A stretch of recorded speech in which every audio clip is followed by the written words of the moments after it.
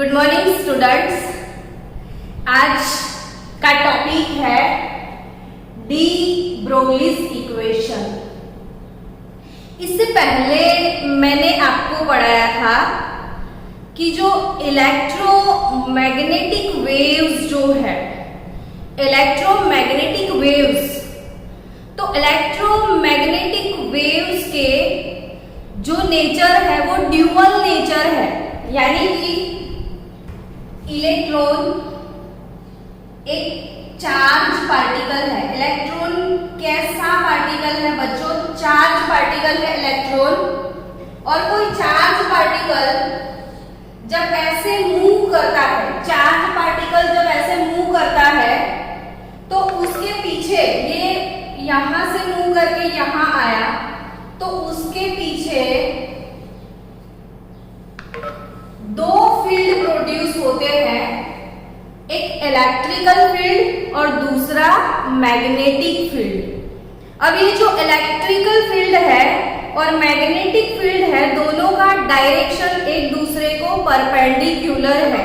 फिर से एक बार बता दूं कि मैक्सवेल प्लैंक अंकल ने ये बताया था कि when any charged particle accelerate, तो ये इलेक्ट्रॉन चार्ज पार्टिकल है जो एक्सीलरेट हुआ तो इट प्रोड्यूसेस इलेक्ट्रोमैग्नेटिक वेव।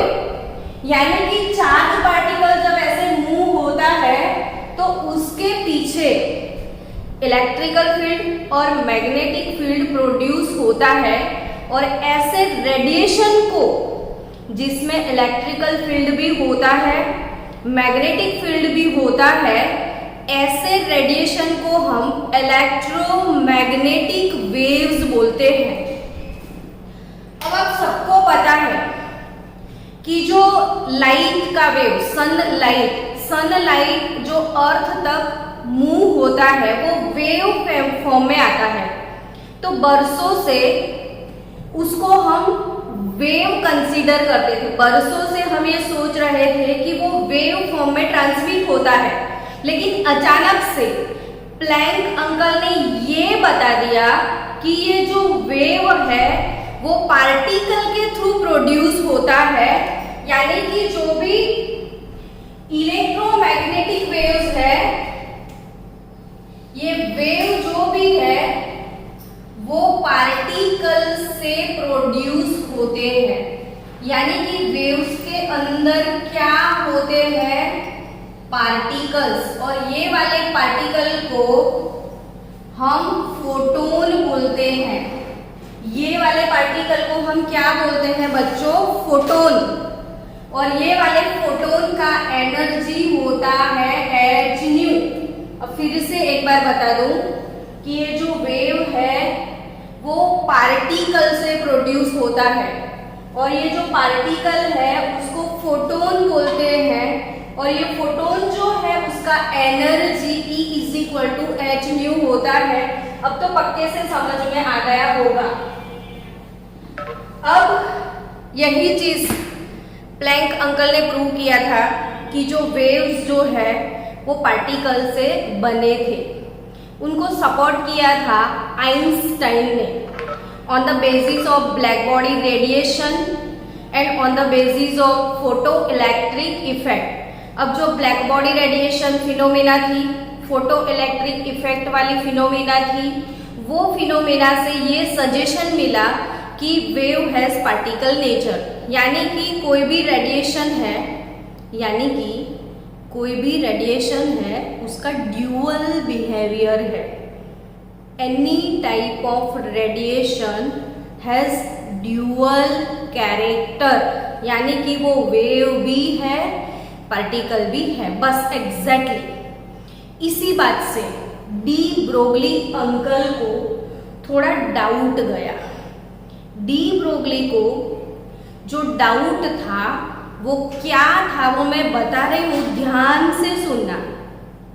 कि डी ब्रोगली अंकल ने अपना व्यू ये दिया कि बरसों से जिसको हम वेव कंसीडर करते थे, बरसों से जिसको हम वेव कंसीडर करते थे उसका अगर पार्टिकल नेचर है तो बरसों से जिसको हम पार्टिकल कंसीडर करते हैं उसका भी वेव नेचर होना चाहिए। कितना मस्त सेंटेंस है ना बच्चों। देखो फिर से ध्यान से सुनो कि हम बरसों से जिसको वेव मानते थे उसके अंदर अगर पार्टिकल्स है तो फिर बरसों से जिसको पार्टिकल मानते हैं उसका नेचर भी वेव होना चाहिए। यानी कि अभी अभी मैंने एक स्टेटमेंट बताया था कि radiation has dual behaviour, particle as well as wave. Same way any type of matter, same way any type of matter has also dual character। यानी कि जो मैटर है, मैटर पार्टिकल है, अब मैटर पार्टिकल यानी कि चलो इलेक्ट्रॉन, मैटर पार्टिकल यानी इलेक्ट्रॉन है। इलेक्ट्रॉन अगर मूव करता है तो उसके पीछे वेव्स आएंगे। अगर मैटर जैसे देखो कार है आपके पापा की या आपकी, तो आप कार लेके जा रहे हो या आप बाइक लेके जा रहे हो तो बाइक एक पार्टिकल है, कार एक पार्टिकल है जो कि दोनों मूविंग है। तो कार एक मूविंग पार्टिकल है, बाइक एक मूविंग पार्टिकल है, तो उसके पीछे वेव्स आने चाहिए। सेम वे पीटी उषा अगर रेस में भाग रही है तो पीटी उषा जैसे रेस में भाग रही है तो उसके पीछे भी वेव्स आने चाहिए। अगर क्रिकेट के ग्राउंड में आप खड़े हो, कोई बॉलर ने बॉलिंग किया तो वो बॉल काफी स्पीड में आता है, तो वो जो बॉल है वो जो मूव होके आता है और फिर सिक्सर लगाया तो वो बॉल बाउंड्री के बाहर चला गया तो वो काफी स्पीड में जाता है। तो क्रिकेट का जो बॉल है वो भी एक मूविंग पार्टिकल है तो उसके पीछे भी वेव्स आने चाहिए। ऐसा किसने बोला? डी ब्रोगली अंकल ने। यानी कि किसी भी मैटर का पार्टिकल भी अगर मूविंग है तो उसके पीछे भी वेव्स होंगे। ये डी ब्रोगली प्रिंसिपल है। तो डी ब्रोगली अंकल ने हमको मैटर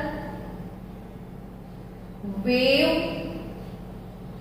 इक्वेशन दिया। आप ये छोटी छोटी चीजों को मेमोराइज करना। ये इक्वेशन का नाम क्या है? Matter wave equation. Matter wave equation यानी कि मैटर के पीछे जो वेव आता है उसका equation. De Broglie French physicist थे। 1924 में उन्होंने मैटर का भी ड्यूअल बिहेवियर सजेस्ट किया। उनका प्रिंसिपल क्या है देखो बच्चों कि every microscopic object in motion has wave character. यानी कि every moving particle has wave character. और उन्होंने मैटर वेव इक्वेशन सजेस्ट किया। अब उनका ये जो मैटर वेव इक्वेशन है उसके अकॉर्डिंग बहुत सारे सम्स आपको सॉल्व करने हैं। तो जैसे अभी मैं ये इक्वेशन आपको पढ़ाऊंगी तो अभी के अभी बाय हार्ट कर लेना अच्छे से कि हाँ ये इक्वेशन पूरा समझ में आ गया और आज के जितने सम्स हैं वो भी मुझे समझ में आ रहे हैं। एक मिनट अनुशन है ब्राइटनेस हाँ कंप्लीट है। मैटर वेव इक्वेशन कैसे डिराइव किया वो देखते हैं। इसका डेरिवेशन टेक्स्ट बुक में नहीं है लेकिन मैं थोड़ा बहुत सिखा रही हूँ। एकदम ध्यान से सीखना, आपको आ जाएगा। आपको पता है energy E is equal to mc square। Energy E is equal to mc², ये आइंस्टाइन फॉर्मूला है, सबको पता है ना, ये आइंस्टाइन फॉर्मूला है। Energy E is equal to mc²। यहां पे m क्या है, तो mass, c velocity of light, तो E is equal to mc into c, यानी कि c स्क्वायर है, तो मैं mc इंटू सी लिख सकती हूँ। तो यहाँ पे m इंटू सी यानी कि मास इंटू वेलोसिटी, तो इसको बोलते हैं मोमेंटम। ये मास इंटू वेलोसिटी मतलब क्या बच्चों, मोमेंटम होता है। तो मास इंटू वेलोसिटी यानी कि मोमेंटम। तो E is equal to mass into velocity momentum यानी P mc, तो E is equal to pc। अब ये E is equal to pc हो गया। आप सबको पता है, तो आप सबको पता है energy E is equal to तो hc by lambda according to Planck uncle. तो प्लैंक अंकल ने क्या बताया था, E is equal to hc over lambda. यहाँ पे equation 1 E is equal to p into c, यहाँ पे E is equal to hc over lambda. ये भी एनर्जी, ये भी एनर्जी, तो दोनों को कंपेयर किया जाए तो pc is hc by lambda. So यहाँ पे c नहीं रहेगा, तो व्हाट इज लैम्बडा हियर, तो h over p। Lambda is nothing but h over p, so lambda is equal to h। अब यहाँ पे p अगेन क्या है, मोमेंटम, p यानी मोमेंटम, और p यानी मोमेंटम, तो मोमेंटम यानी mass into velocity of matter particle को भी बोलेंगे, तो p is equal to mv। तो ये है अपना मैटर वेव इक्वेशन। तो ये मैटर वेव इक्वेशन है। तो matter wave equation lambda is equal to h upon mv, lambda is equal to h upon mv। तो यहाँ पे लैम्बडा यानी वेवलेंथ, लैम्बडा यानी wavelength is equal to h Planck का constant, m mass of the substance and v velocity. तो जल्दी से आप इसका स्क्रीनशॉट ले लो या फिर इसको जल्दी से नोटबुक में लिख दो, मुझे क्वेश्चन सॉल्व कराने हैं। ओके स्टूडेंट्स, अब ये जो lambda is equal to h upon mv यानी कि wavelength, de Broglie wavelength lambda is equal to h upon mv, जिसको हम मैटर वेव इक्वेशन बोलते हैं। अब इससे एक बात पता चलती है कि lambda proportional to 1 over m। यहाँ से दिखता है कि लैम्बडा और m का इनवर्स रिलेशन है। ये इनवर्स रिलेशन का मतलब क्या होता है कि मास जो है अगर डिक्रीज होता है तो वेवलेंथ जो है वो इंक्रीज होगा। अगर मास बहुत ज्यादा है तो वेवलेंथ बहुत छोटा होगा। Wavelength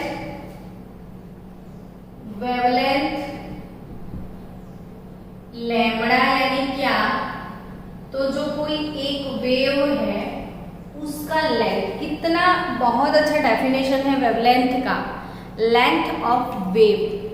length of wave is nothing but wavelength, यानी कि ये जो वेव है उसका लेंथ, एग्जैक्ट इन दोनों के बीच का डिस्टेंस जो है उसको वेवलेंथ कहते हैं। तो ये वेवलेंथ जो है वो अगर बहुत छोटा है तो ऐसा छोटा सा वेव मिलेगा, और बहुत बड़ा है तो बड़ा सा वेव मिलेगा। तो आपको वेवलेंथ जितना बड़ा होगा तो वेव बड़ा होगा, और वेव बड़ा सा है तो आपके लिए वो मेजरेबल है, आप उसको डिटेक्ट कर सकते हो, बड़ा वेवलेंथ आप डिटेक्ट कर सकते हो। लेकिन जब बहुत छोटा वेवलेंथ होता है तो वो आप डिटेक्ट नहीं कर सकते हो, आप देख भी नहीं पाते हो उसको। तो यहाँ आपको मतलब आपको ऐसा डाउट हो सकता है कि हमने तो बहुत बार क्रिकेट के ग्राउंड में सिक्सर जाते हुए देखा है, फोर जाते हुए देखा है, लेकिन वो बॉल के पीछे कभी वेव्स तो नहीं देखे हैं। हम बाइक लेके स्पीड में चले जाते हैं लेकिन उसके पीछे वेव्स हमने तो नहीं देखे हैं। हम पीटी उषा अगर भाग रही है तो उसके पीछे भी वेव्स हमने नहीं देखे हैं कभी। और डी ब्रोगली अंकल बता रहे हैं कि कोई मैटर जब मूविंग होता है उसके पीछे वेव होते हैं, और आप बोलोगे कि होते हैं तो कहाँ है, हमने तो नहीं देखे हैं। तो यहाँ पे जो वेव है वो वेवलेंथ जो है वो मास के इनवर्स रिलेशन में है। अब आप क्रिकेट का बॉल देखो तो शायद चलो मान लो कि वो 500 ग्राम का बॉल है, यानी कि वो 0.1 kg का बॉल है।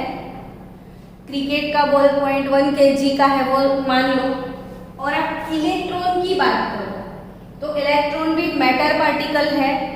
अब उसका वेट देखो 9.109 इंटू 10⁻31 kg, बच्चों -31 kg, यानी कि यहाँ पे 0.0000000031 जीरो डालोगे, 30 जीरो डालोगे, 31 30 जीरो डालोगे तब ये उसके बाद 9 आएगा। तो आप इमेजिन तो करो कि कितना छोटा वेट है। You can't imagine this weight. तो इतना छोटा, इतना माइन्यूट अगर इसका मास है तो उसका वेव बहुत बड़ा होगा। तो जैसे मास बहुत कम है तो वेव बहुत बड़े आते हैं जो हम मेजर कर सकते हैं, जो डिटेक्ट कर सकते हैं। यानी इलेक्ट्रॉन के जो वेव्स हैं तो वो वेव्स हम डिटेक्ट कर सकते हैं। लेकिन ये क्रिकेट का जो बॉल है ये इससे कहीं गुना ज्यादा भारी है, इससे बहुत ज्यादा वेट है इसका, तो इसका मास बहुत ज्यादा है, तो उसका जो वेवलेंथ है वो इतना कम है, इतना कम है, इतना कम है कि किसी मशीन से भी हम डिटेक्ट नहीं कर पाएंगे। तो देखने की तो बात ही अलग। सो यहाँ पे what is the limitation of de Broglie uncle. Limitation, अच्छे से सुनना मेरी बात, लिमिटेशन। तो डी ब्रोगली का लिमिटेशन है कि this de Broglie principle is only applicable to microscopic particle, it is not for macroscopic. वो बड़े पार्टिकल के लिए न्यूटन अंकल है, तो बड़े पार्टिकल के लिए ये इक्वेशन नहीं है। It is applicable only to microscopic, जैसा इलेक्ट्रॉन है, प्रोटॉन है, न्यूट्रॉन है, वो छोटे छोटे पार्टिकल्स के लिए ये एप्लीकेबल है। तो यहाँ पे डी ब्रोगली प्रिंसिपल की लिमिटेशन क्या है बच्चों? तो it is only applicable to microscopic particle. अब फिर से उनका स्टेटमेंट याद करो कि मैंने जो स्टेटमेंट लिखा था डी ब्रोगली प्रिंसिपल में, वो स्टेटमेंट क्या था कि every moving microscopic particle has wave nature. Only every moving microscopic particle has wave nature. तो छोटे छोटे पार्टिकल के लिए ये एप्लीकेबल है। क्यों, वो फिर से बता दूं। तो जो वेवलेंथ होता है वो मास के इनवर्स रिलेशन में है। मास ज्यादा है, मास ज्यादा है तो वेवलेंथ छोटा है, तो वो डिटेक्ट नहीं कर पाएंगे। मास अगर कम है तो वेवलेंथ बहुत ज्यादा है, तो वो हम उसको डिटेक्ट कर सकते हैं। अब यहाँ पे लैम्बडा प्रोपोर्शनल टू 1/m। अब देखो, ये साइंटिस्ट की दुनिया में कोई साइंटिस्ट अगर आके बता दे कि ये ऐसा नहीं है वैसा है, तो सब लोग क्या मान लेते हैं? नहीं। जो भी साइंटिस्ट ने जो भी प्रिंसिपल दिया उसको प्रूव करना भी जरूरी होता है। तो जैसे डी ब्रोगली अंकल ने बोल दिया कि matter has also dual behaviour, तो सब लोगों ने बोला कि आप उसको प्रूव करके बताओ, उसकी प्रूफ क्या है। तो उसको प्रूव करने वाले जो साइंटिस्ट थे वो है Davisson and Germer. De Broglie principle को प्रूव करने वाले साइंटिस्ट कौन है? Davisson and Germer. तो उन्होंने कैसे प्रूव किया डेविसन और गर्मर ने? तो अगर किसी पार्टिकल को वेव प्रूव करना है, अगर किसी पार्टिकल को वेव प्रूव करना है तो वेव थियरी किसने दिया था? याद है आपको? वेव थियरी किसने दिया था? तो ह्यूजेंस ने दिया था। वेव थियरी किसने दिया था? ह्यूजेंस ने। ह्यूजेंस ने क्या बोला था कि जिसका इंटरफियरेंस होता है, जिसका डिफ्रैक्शन होता है, वो वेव ही होते हैं। फिर से बच्चों सुनो ध्यान से कि ह्यूजेंस ने वेव थियरी रिप्रेजेंट किया था। ह्यूजेंस ऐसे साइंटिस्ट थे जो कब से वेव प्रूव किए जा रहे थे। प्लैंक ऐसे पार्टिकल थे जो कब से पार्टिकल प्रूव किए जा रहे थे। आइंस्टाइन ऐसे साइंटिस्ट थे जो पार्टिकल प्रूव कर रहे थे। लेकिन ह्यूजेंस ऐसे साइंटिस्ट थे जो वेव प्रूव कर रहे थे। तो वेव थियरी ह्यूजेंस का था और ह्यूजेंस अंकल ने क्या बताया था कि जिसका इंटरफियरेंस होता है, जिसका डिफ्रैक्शन होता है, वो वेव ही होता है। तो इसलिए अब इलेक्ट्रॉन एक पार्टिकल है, इलेक्ट्रॉन नाम का पार्टिकल मूव हो रहा है और उसके पीछे वेव्स है। तो हमको वेव प्रूव करना है तो हम वेव थियरी पे जाएंगे। तो डेविसन और गर्मर ने क्या किया? निकल मेटल जो था, निकल मेटल के ऊपर इलेक्ट्रॉन का डिफ्रैक्शन नोट करवा दिया। इलेक्ट्रॉन का क्या मिला? उनको डिफ्रैक्शन मिला। अब इलेक्ट्रॉन का अगर डिफ्रैक्शन होता है तो वो वेव हो गया। तो प्रूव किसने किया? Davisson and Germer. Nickel metal की प्लेट पे इलेक्ट्रॉन का डिफ्रैक्शन हुआ था और इसी से प्रूव हुआ था कि electron has wave nature. Now अब ये इलेक्ट्रॉन वेव नेचर,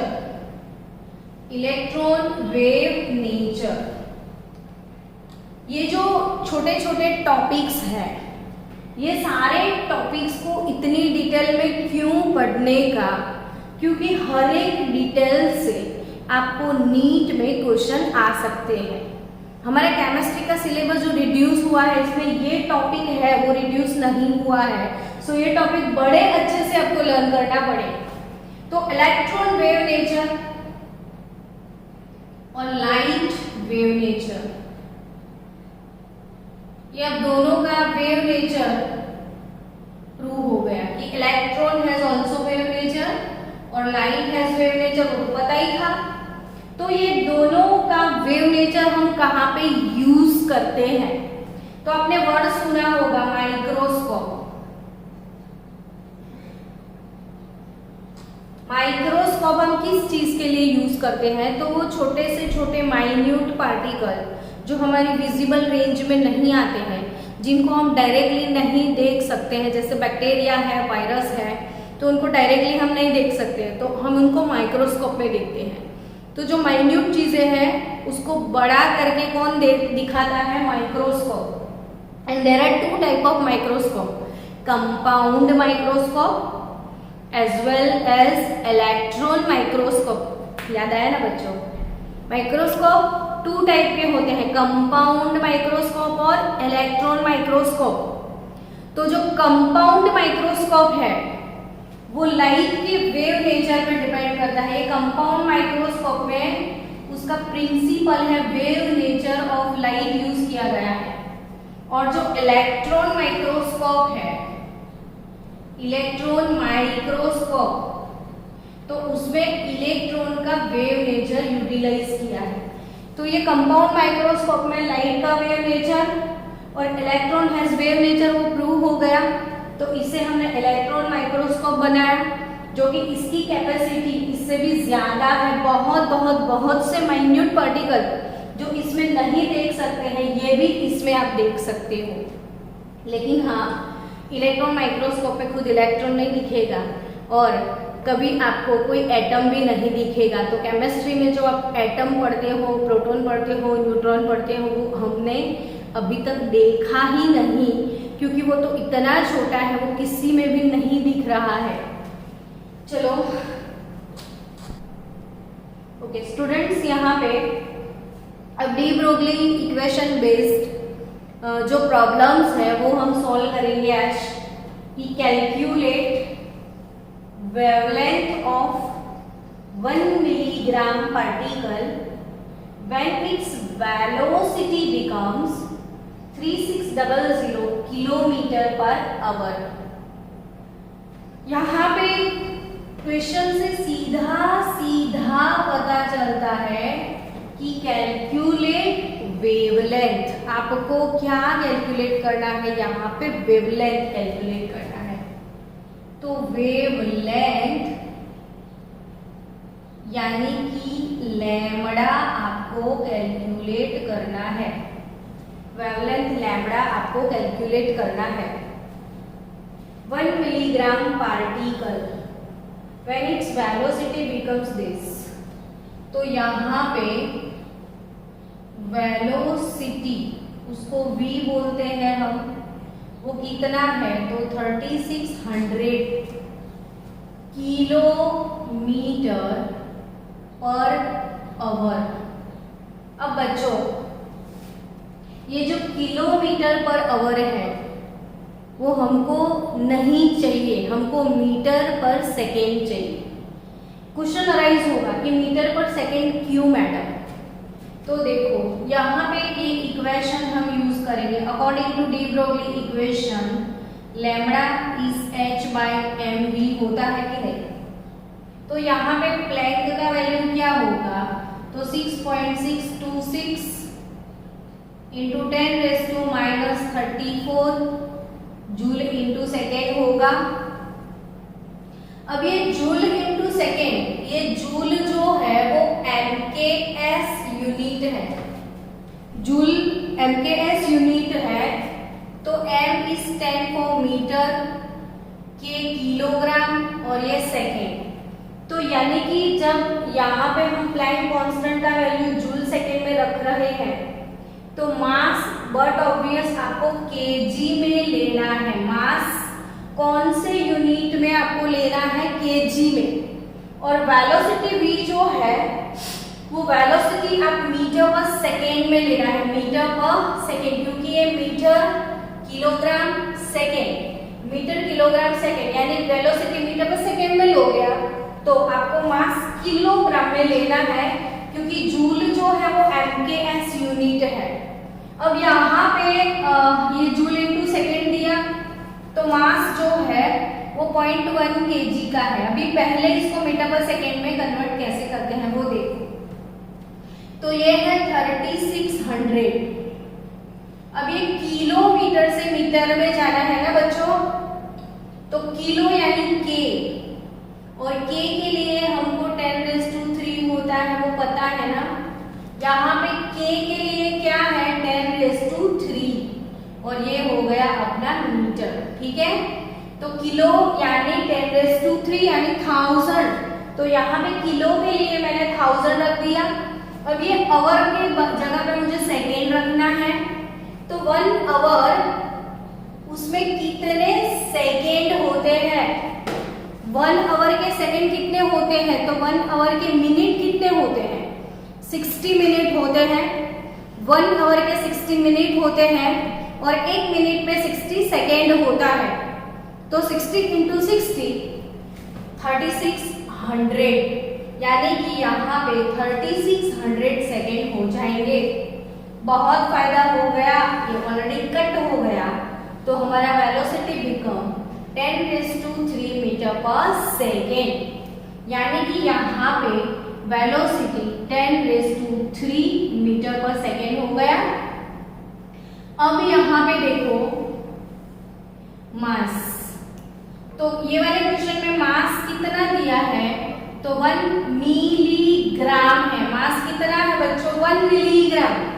तो यहाँ पे मिलीग्राम भी नहीं चलेगा, मिलीग्राम से आपको केजी में जाना है, मिलीग्राम से केजी में जाना है। तो 1 मिलीग्राम से पहले ग्राम में तो जाओ, तो मिलीग्राम का ग्राम कितना होता है, 1 मिलीग्राम का ग्राम कितना होता है, तो ग्राम बड़ा यूनिट है, मिलीग्राम छोटा यूनिट है।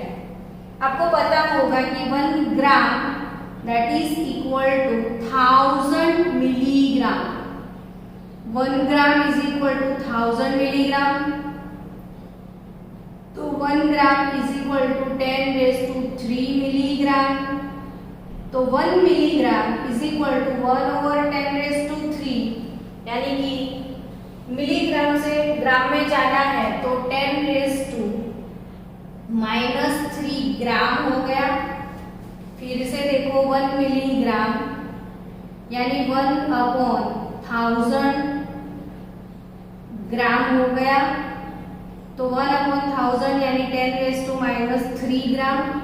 अब और भी हमको पता है कि 1 kg यानी 1000 ग्राम होगा।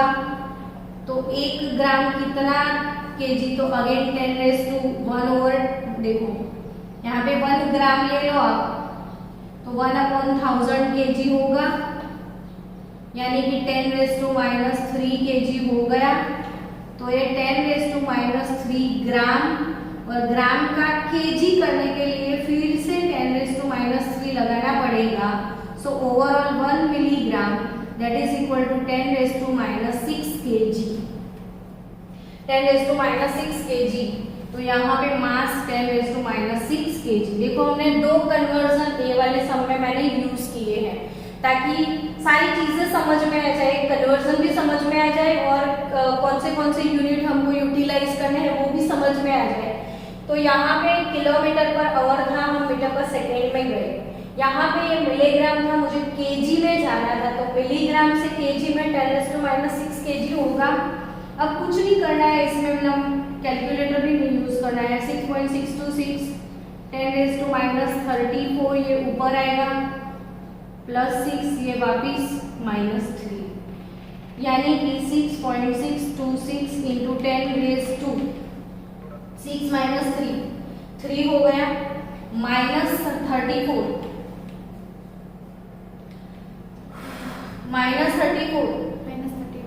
तो -31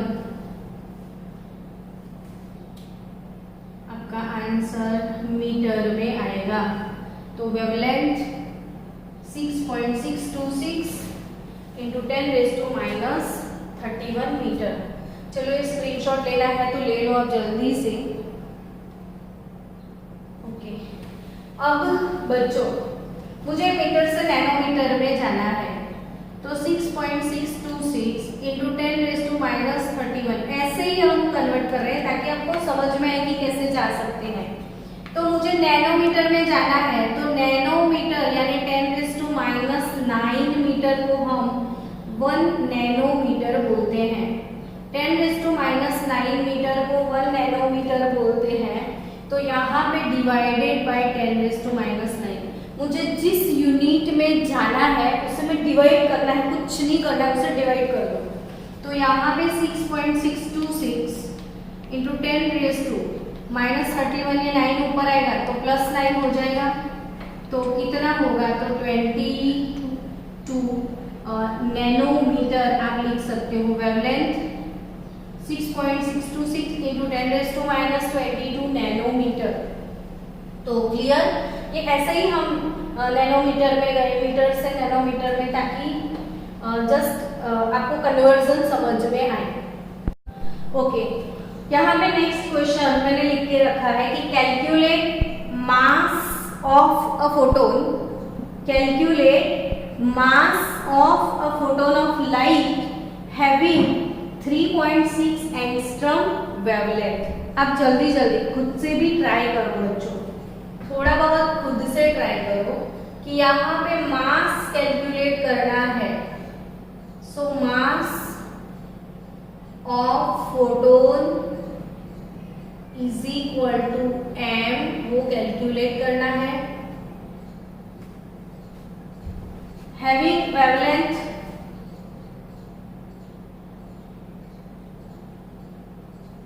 लैम्बडा 3.6 एंगस्ट्रॉम है वेवलेंथ, 3.6 एंगस्ट्रॉम यानी 10 रेज़ टू